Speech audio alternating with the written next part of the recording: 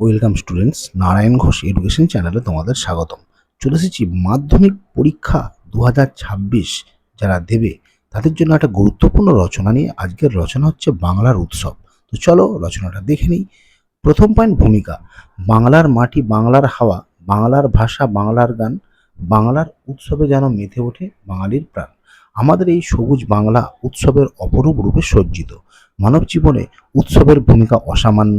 উৎসবের মধ্যে লুকিয়ে থাকে মানব জীবনের সুখ দুঃখের জীবনগাথা। উৎসবের মধ্য দিয়ে প্রকাশ পায় মানব জীবনের সংস্কৃতির প্রাণ প্রবাহ।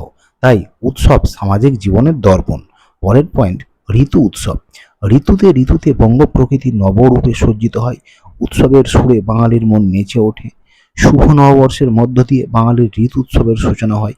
শরৎকালে শারদীয় উৎসবে বাঙালির মন যেমন ঢাকের তালে নেচে ওঠে, তেমনি অগ্রহায়ণের নবান্ন উৎসবে বাঙালি পায় নতুন ধানের সুগন্ধময় স্বাদ।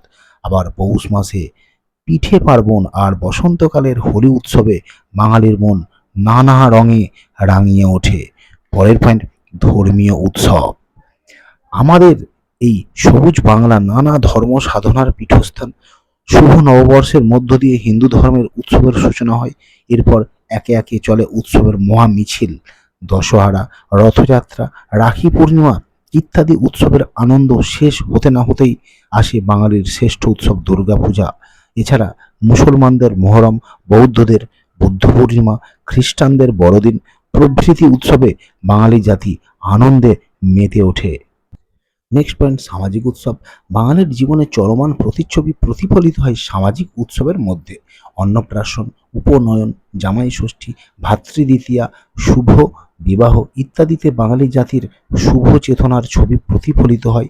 এখানে জন্মগ্রহণের উৎসব, উৎসব মৃত্যুতেও। এছাড়া ভাদুলী ব্রত, ইতু পুজো, বসুধারা ব্রত প্রভৃতিতে প্রকাশ পেয়েছে বাঙালির সংস্কৃতির অপরূপ মাধুর্য মহিমা। পরের পয়েন্ট, জাতীয় উৎসব। বাঙালি জাতি তাদের চিরচারিত উৎসবের পাশাপাশি সর্বভারতীয় জাতীয় উৎসবও মেতে ওঠে।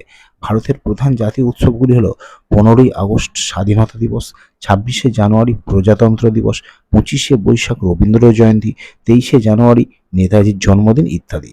এই উৎসবগুলি বাঙালি জাতি বিভিন্ন অনুষ্ঠানের মধ্য দিয়ে সাড়ম্বরে পালন করে। শেষ পয়েন্ট, উপসংহার। বাঙালি জাতি উৎসব প্রিয়।